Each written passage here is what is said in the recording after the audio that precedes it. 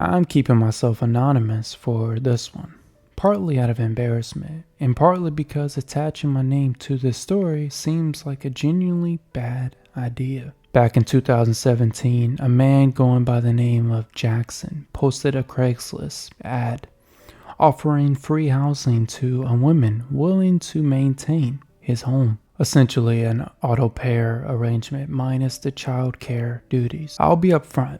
At 21, I was in a pretty dark place. I had no relationship with my family. Only a small circle of people I had actually trusted. I had dropped out of college my freshman year, which my parents never forgave me for. And I was stuck working a dead-end shift at a vape shop. I like to call that stretch of my life my checkout area. When Jackson's ad popped up, something about it grabbed me. It included around 10 photos of the property. A modest, slightly dated home that I actually found charming. But the photos weren't what really reeled me in.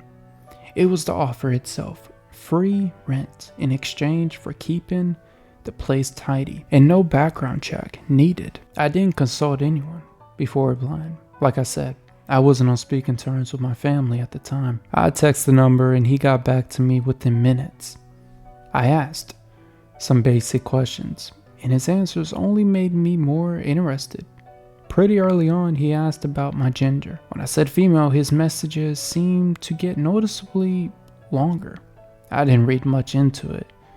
Plenty of people preferred a female housekeeper. The arrangement he described sounded like a straightforward plan. He would be gone for most of the day, but he wanted to come home to a clean house and an occasional home-cooked meal. And honestly, that sounded more fair to me. Free housing in exchange for cooking dinner? Absolutely. Anything beating clock in at the vape counter. He would even consider covering groceries. It was almost starting to sound too good to be true. He suggested I come by that same afternoon to see if it felt like a good fit. A few hours later, I pulled up in my beat-up Civic.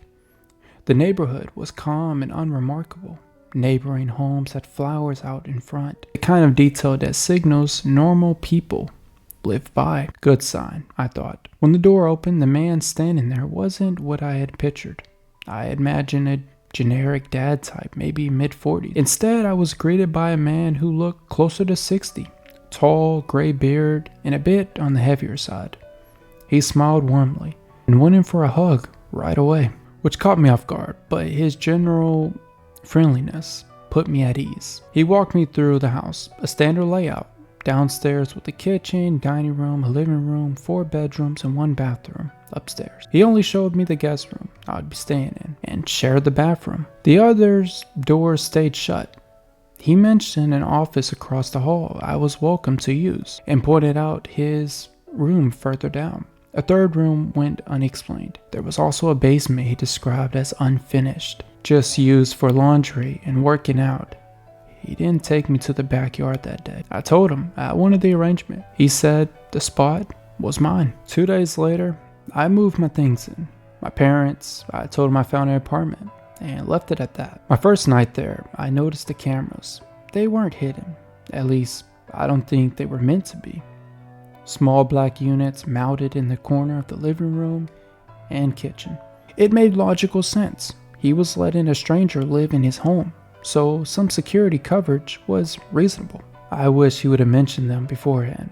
That was the first time the situation felt even slightly off. That night in bed, the house seemed louder than it had during the tour. The old floors creaked. At one point around 1:30 a.m., I was almost sure I heard a door close somewhere downstairs. I talked myself down. Silence makes you hyper-aware of sounds you normally tune out.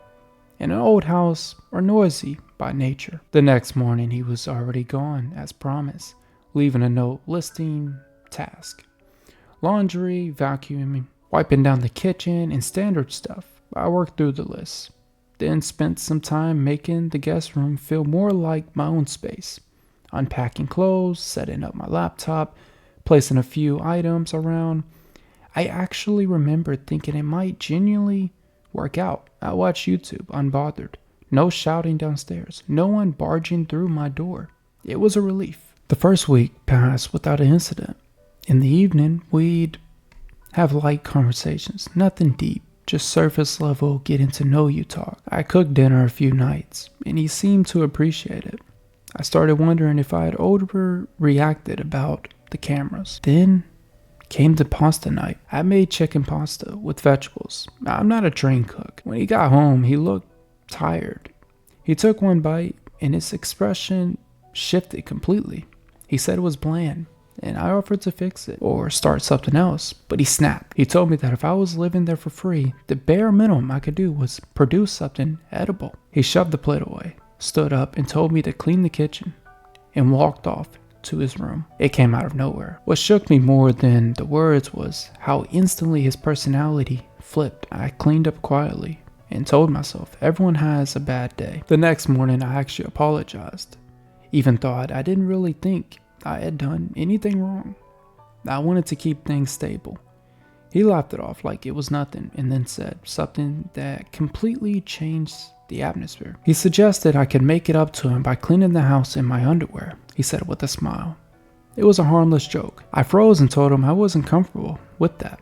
He laughed again and said he was kidding, told me to relax, and he left. I stood there after he walked away, feeling genuinely unsettled for the first time. That was the moment I started questioning whether something was fundamentally wrong with him, not just moodiness. I texted one of my closest friends and told her everything. She told me I was out of my mind for staying and to get out immediately, but I didn't want to leave. As strange as things were, I still felt more in control of my life than I had ever had at home. Going back felt like admitting defeat. The following Monday, I was out getting groceries with the money he had left me when a car started laying on the horn behind me. I thought I had done something wrong on the road, but he kept following me. I pulled over. A girl got out, around my age, and walked up to my window. She asked if I was living in that house. When I said yes, she told me to get away from that man. Apparently, Jackson wasn't even his real name. She had had the same arrangement before me. She said he eventually realized he knew things he shouldn't have known. Things you've never told him. She figured out he was watching her through the cameras constantly. When she tried to leave, he made it difficult, peppering her with questions about her whereabouts. And then she told me that the part that made my stomach drop. One night, she woke up and found him walking out of her bedroom. Then she told me the worst part. He didn't have a job. He had been lying about going to. He was inside the house most days. Every strange thing suddenly snapped into focus. I asked her how to leave without triggering a reaction. She told me to act completely normal, to gradually move my important belongings out in small amounts so he wouldn't notice. And when the time came, to make it look like I was running a regular errand. Don't confront him. After she drove away, I sat in my car for a few minutes to try and collect my thoughts before going back inside. Walking through that front door, everything felt different. The air itself felt watched. That night, I searched the room the way she described. Within a few minutes, I found it. On the top shelf of the clothes, tucked into a far corner behind a box, a tiny black lens peering out through a small drilled hole. I put the box back slowly, like I hadn't seen a thing. I didn't sleep at all that night. Somewhere in the early hours of the morning, I heard my door slowly creak open. I turned over and looked. It was Jackson. He saw me, apologized for waking me, and pulled the door shut. I needed to leave. Starting the next morning, I began quietly moving one small bag of belongings to my car each day. Nothing suspicious, nothing that would raise red flags. 3 days later, I drove away while he was supposedly at work. Though, after everything I've learned, who knows where he actually was? And I never went back. He texted me asking, where was I? I told him I decided to move back home and thanked him for the opportunity. He kept texting, asking why, to come back, to talk in person. I never replied again. About a week later, I got a notification from someone that had attempted to log into one of my old accounts. The login attempt was traced to the same town as his house. I changed every password after that. I'll never know exactly what his intentions were, and honestly, I don't want to. Nothing actually happened to me, but I genuinely believe that if I would have stayed, something eventually would have. If you ever see a listing like that, free housing from a stranger online, Just remember, nothing like that ever comes without a cost.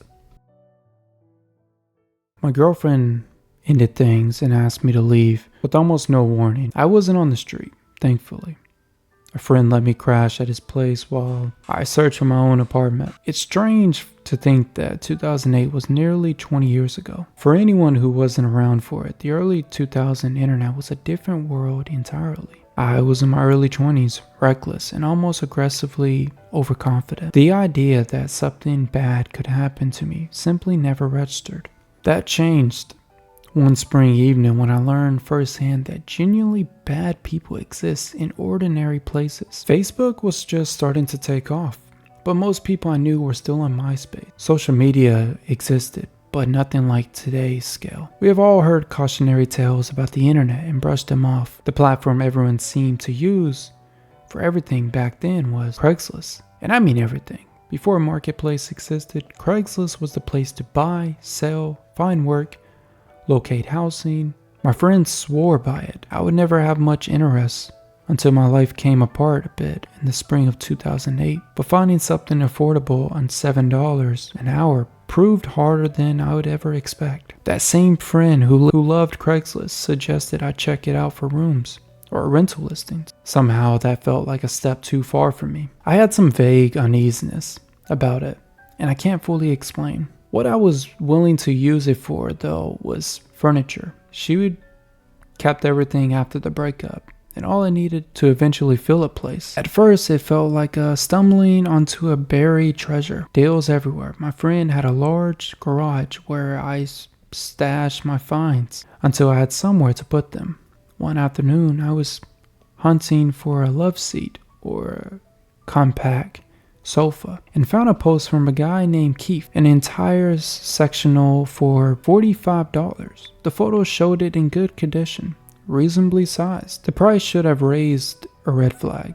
Instead, I saw it as a nice couch at a low number and reached out. Keith replied almost instantly. He explained he landed a new job out of state and was trying to clear things out quickly, hence the price. That made enough sense to me. We swapped numbers and set a time to meet that evening, a meetup that would leave a mark on me for years. I arrived around 9 p.m. in a retrospect. Obviously, no ideal, but it didn't register as strange at the time. He had said his work schedule pushed things late. The street was dark in a way that went beyond just the hour. Run down, almost no streetlight. Every house on the block looking as desolate as the next. I tried calling the number he'd given me, out of service. Just as I was about to leave, my phone buzzed. Unknown number. Different area code. I picked up. The voice on the other hand was friendly but unsettling, deep, and oddly erratic.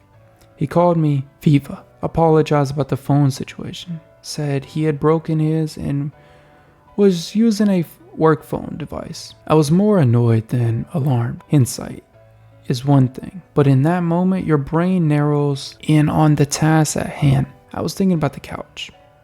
He told me to come around to the back of the house. He would let me in and through the back door. I didn't question it. I made my way around and stood at the door, waiting, unsure whether to just walk in or hold it for him to come out. I decided to call him again. Instead of hearing the ring in my ear, a ringtone sounded from the bushes in the backyard. That was the first moment I genuinely felt something was wrong. Keith came stumbling out of the bushes, waving his flip phone, explaining he had been out back getting rid of old food that he liked to feed the wildlife in the yard. He said he hadn't meant to startle me. I told him I just wanted to see the couch and be on my way. He cheerfully agreed. At the back door, he struggled to get it open, which itself was strange since I assumed he would be unlocking it from inside. In the dim light, I got the first real look at him. Late 50s, extremely thin, long white hair in a greasy ponytail, and the smell stale cigarettes overwhelming. He asked if I could help him force the door, said it gets stuck sometimes, and told me to use my shoulders. By that point, something in me knew, but I was already deep in the moment and kept moving forward. I gripped the handle and lowered my shoulder and pushed. The door swung open from the other side.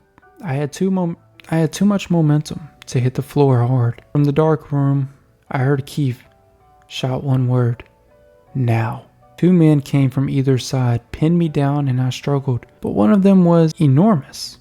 Keith began kicking me in the face. The darkness made it worse. I couldn't see anything. I only felt the impact. One of them called for tape, and I heard it being pulled from a roll.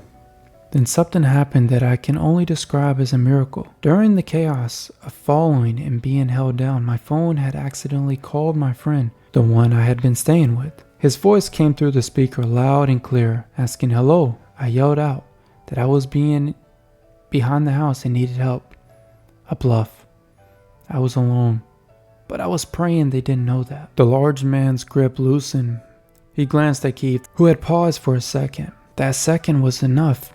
I broke free and ran. I could hear them behind me, but I didn't look back. I got to my car, locked the door, and started the engine. As I pulled away, I caught a clear look at the large man for the first time. Bald, patchy beard, eyes that looked completely empty. He was grabbing at my door handles as I drove away.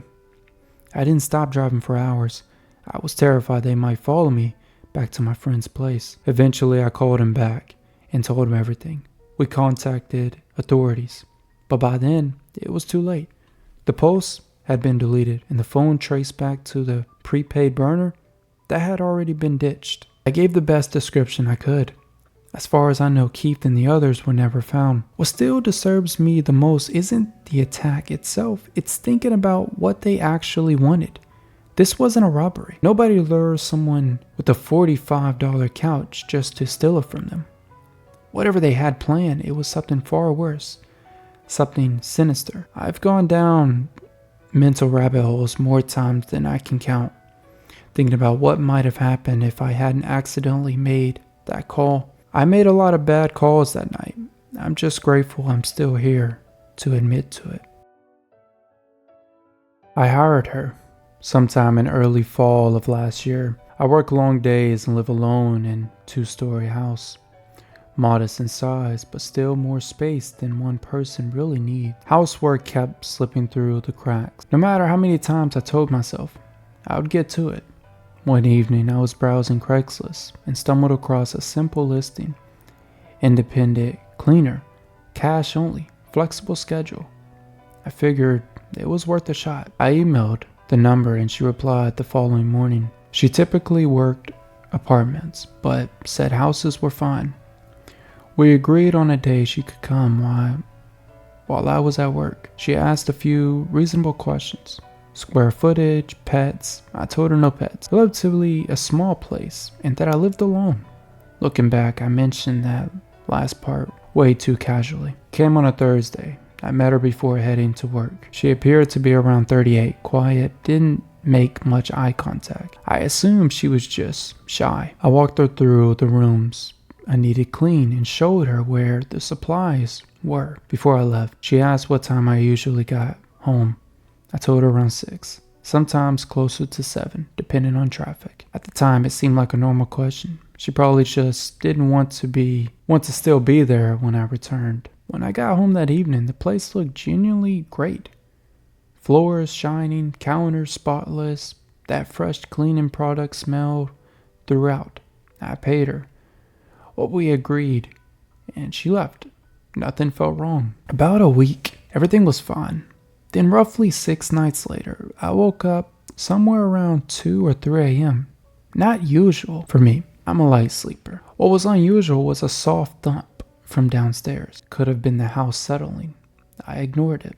A couple nights after that, it sounded like the cabinet door closing. I told myself I was half asleep and imagining things. Over the following week, a small thing started to feel slightly off. Nothing alarming on its own, but accumulating. A kitchen cabinet left open a few inches. A dining chair pulled slightly away from the table. The hand towel in the downstairs bathroom feeling faintly damped. Each thing was unexplainable. Together, they were starting to bother me. The nighttime sounds continued. What sounds like a single slow footstep. I convinced myself it was the floorboards contracting. I started sleeping with my bedroom door fully closed instead of cracked like usual. I didn't want to admit I was genuinely getting uneasy, but I was. One night I woke up almost certain I heard movement directly outside my bedroom door. The kind of sound that comes from weighing shift on old flooring. I laid there, staring at the door handle, waiting for it to turn. Nothing happened. Eventually, I fell back to sleep. In the morning, I felt embarrassment for being scared. I checked the whole house. Everything looked fine. Around that time, food started disappearing faster than it should. A yogurt cup I was almost certain was in the fridge the night before. Gone. Bread slices coming up shorter than I remembered. I was trying to explain it away, but then one morning I found a glass sitting in the sink that I was absolutely sure I had not used. I left alone. I started Googling sleepwalking. The night that changed everything. I woke up and heard of footsteps downstairs. Not house noises. Footsteps. I grabbed my phone and listened. After maybe 10 seconds, something slightly bumped the wall. I didn't go downstairs. Fear has a way of rooting you to the spot instead of pushing you to act. I sat up in bed for half an hour, heard nothing more, and eventually talked myself back down. I looked like a coward in my own mind. The next morning I checked every door and window, all locked. Even went downstairs to the basement. Nothing. A few days later I opened my kitchen, and inside a small ring where I kept 2 spare house keys, only one remained. I got a weird feeling, thinking through the obvious explanation. I searched everywhere. The key was gone. The cleaner had been alone in my house for several hours across 2 visits. I started locking my bedroom door at night. About 4 nights after that, I decided to run a test. I left for work as normal, drove a few blocks, and then circled back and parked on the adjustment street. I slipped in through the back door and went upstairs to wait. Around 11 a.m., I heard it, my front door unlocking. I heard footsteps entering. I positioned myself where I could partially see the downstairs through the stair railing. It looked like her, the cleaner. She walked in with complete ease, as though she owned the place. No cleaning supplies. She opened my fridge, took out a drink, sat down at my kitchen table, sat there quietly for a few minutes. Then she got up and began slowly moving through the living room, examining things. She picked up a framed photo of me and my brother and stared at it, and then she moved towards the stairs. I backed into my room quietly as I could and eased the door shut. I had no idea what to do. After about a minute, I heard footsteps on the stairs and then stopped. Her shadow appeared under my door. She stood there, not moving, as if she already knew someone was on the other side. I decided it was now or never, and I threw the door open. She was already standing just a foot away, eyes already on the door, now on me, but standing there in better light. I immediately realized this wasn't the same woman. Similar in some ways, but different build, different face, different hair. Her expression, blank, cold, almost hostile, was unlike anything I had ever seen. We stood there in total silence for a few long seconds before we slowly turned and walked back down the stairs. I heard the front door open and close. My heart was hammering. I was shaken, too hard to speak or move. I waited nearly 15 minutes before I called 911. The police came and I told them everything. I gave them her contact information, phone number, email, the original cleaner. Went completely silent after that day. I had every lock in the house replaced the same afternoon. Went straight to the hardware store the moment the officer left. What still sits with me is something one of the officers said when he asked whether I had given anyone else a key. When I told him no, he said, "People like that don't always work alone." I never hired another cleaner.